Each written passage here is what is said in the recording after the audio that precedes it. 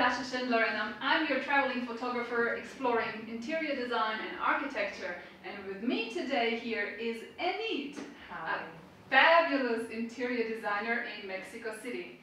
Enid, we've been chatting last time, and you've told me, how did you come across the idea to do interior design? Tell me. In fact, it started in theaters. I was making the design for the backstage. Oh my God! Okay. So since that, I was studying the kind of illumination in little spaces, the shadows and lights and everything, and that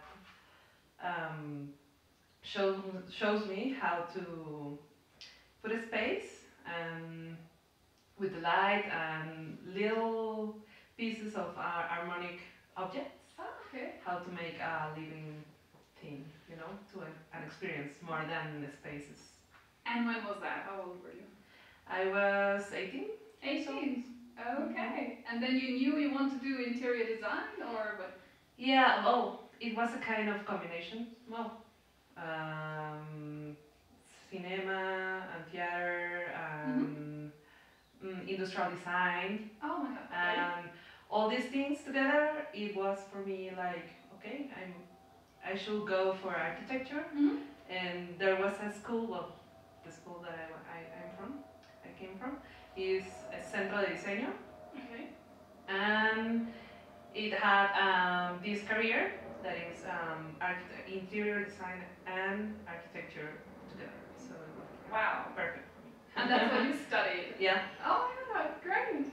And now you have your own company, is that right? Yes. Well, my How is that going? Is it tough to be on your own, have your own company? Yeah, of course it was. It was difficult at the first, in the beginning, but with the years of experience in other firms, it was more easier for me to get closer to the clients and to know about what do you want to, not for a living, but what do you want to experience. So that was the first step. Okay. So our friends, family that went. Have you ever decorated a house of a friend or family? Of course. Yeah, it was like they came to me and was like, please, everyone what color to use. So what colors do you use? At the first I was using a lot of terracottas. Terracottas. Yeah, terracottas and yellows and a lot of kinds of reds. So there was a lot of passion in it. Is that something typical Mexican, would you say? It's like, I'm from, well, my family is from Hidalgo, so all the houses there use these colors in the architecture, from the outside to the inside. To the inside as well? Yeah, I've seen that. Like, that's why Mexico is so beautiful. You go down the streets and you see orange. And like, I was in Veracruz and there was this greenhouse, but not just green, it's a kind of green, yellow, almost toxic color. But I loved it. It's great. I love it. So inside is the same? Yeah, of course. That's what makes us Mexican, I know. It's so colorful and so alive, you know. It's like because I think it's not just a traditional thing. It's more like the essence of the people here in Mexico. They are so warm, so all they the colors are the same in the architecture and in interior design too. So there was a time that all these kind of interiors, Mexican interiors, were devaluated. How do you say? Spanish? Degradados. Degradados. Okay. So how does it look like? What the people won't use these colors in the interiors at the first time in modern architecture. Okay, so but there was a lot of architects like Legorreta that I started to use these colors not only in the architecture, but also in the interior design, in modern designs. So it was. So you're saying before they were using more neutral colors. Neutral colors. And then they went back to the colorful strong colors. Yeah. Cool. And what else would you say is typical Mexican when it comes to architecture? Like apart from the colors, is there anything you would say? Yeah, we are not like so minimal. We are more like we want to use all the stuff. Like Pecho Paloma. What's that? It's like a cornisa in the outside, like these. Like alcoves molduras. and yes, plaster. Yeah, like arcos. Okay, around the windows, right, and doors. Exactly. Like what I've observed is that you have a lot of space, negative space, strong colors, and then, as you say, the windows nicely decorated somehow, and I love it. There's a lot of ornaments, so. Cool. And inside as well, ornaments as well, or? It depends. I don't like them. I don't like them. But there's a lot of people here in the city that they are used to use ornaments a lot of in the interior too. So when it comes to your clients, how does that work? So a client comes to you and does he already have an idea what to do, or how does it work? Sometimes they don't know even what they want to. So if they don't know what they want, how do you decide what to do with the space? The first client that I was helping, she didn't want to do a modern thing, but she didn't know either what it's like, okay, how can I help you? But the first thing that I observe is the place, like the light, the sun, how does it get in the house, the location, a lot of parts in the house. I don't know. I always observe like a little piece of all in the entire space. Okay. So I can focus on that or inspire by. And then you build around that about that thing. Oh, that's nice. Yeah, it's like a very personal thing that I do. But also, I'm used to ask them questions. Like, what do you want to do in this area? What do you want to experience? For what do you want to feel? How do you want to feel? Exactly. And what do they say usually? Is there a response that you get a lot, or is everyone different? Like, how do they want to feel at home? Kind of relaxed, or what do they say?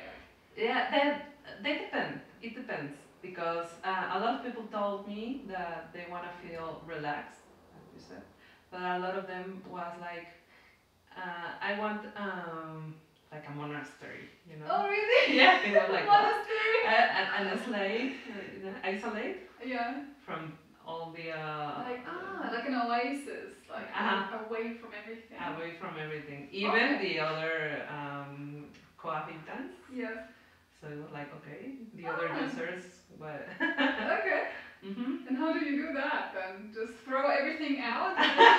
Yeah, it's like, okay, let's start from zero.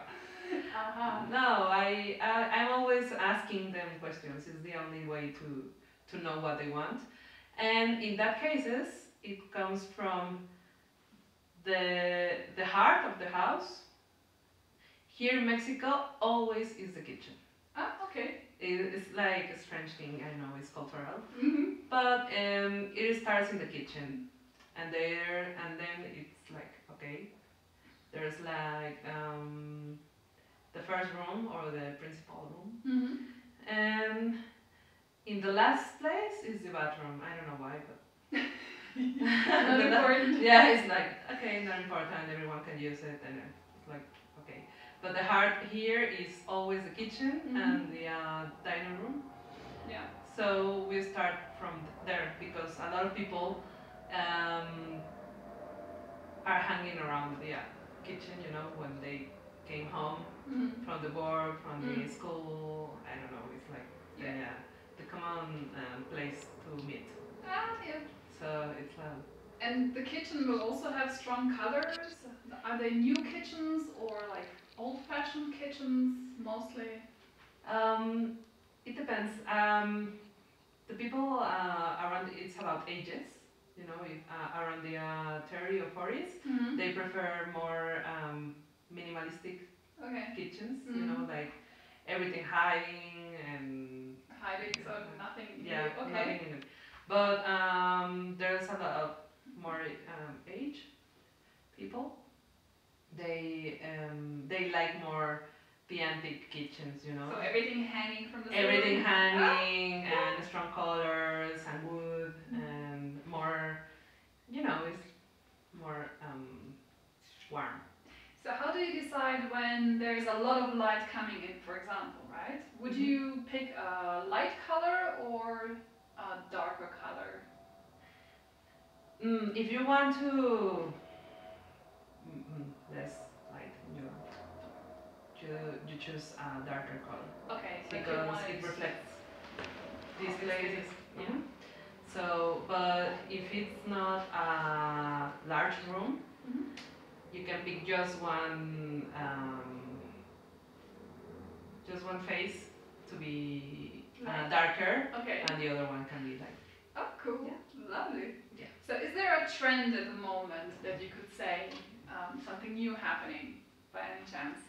Yeah, I can observe that we are getting back to the vintage thing, you know? Like what? Vintage.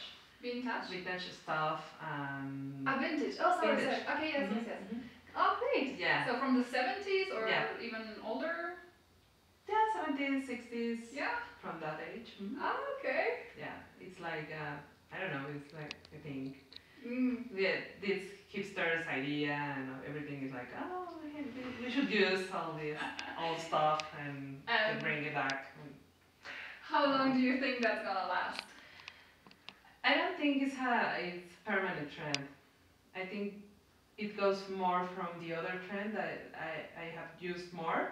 There is this idea of nature coming back into the house. Oh, really? Yeah, because we love all the plants and I've seen that. Yes. Yeah, we love that. And but so also inside the house? Inside the house. Do you have trees growing inside the house? Yeah, trees and green walls and everything. It's like it's getting more bigger and bigger. That's so I think, yeah, it's like this organic kind of life that everything wants to experience. So like getting back to nature is. I can see that having a consistency or a longer life, right? The green but this vintage stuff, probably a year or two, and then people regret it and they have to do everything new again, which is good for you, right? Yeah, of course. It's a business. I love that. Yeah. Really great. So do you have any advice for your clients, especially the difficult ones, kind of listen to your interior designer? Yes. Here in Mexico we said, lo barato sale caro. What's that? The cheaper, the cheaper, the more costs. Okay. So meaning the cheaper the material you use, the more cost you will have later on? Is that what you mean? That's a part. And the other one is, like here in Mexico we are so autodidactas. Okay, so you learn yourself, is that it? All people want to be their own architects, their own designers, their own... Of course. So when actually a real architect goes into the project, there's a lot of problems there because it's like, okay, you have spent a lot of money and it didn't go well. So we have to solve all the problems and start again. So, excellent, great. Yeah. Trust in your architect. Trust, yeah. Perfect, lovely. Yeah. Thank you so much. Oh, thank you. I hope we'll do that again. Yeah, great. Of course. Thank you. Thanks. See you.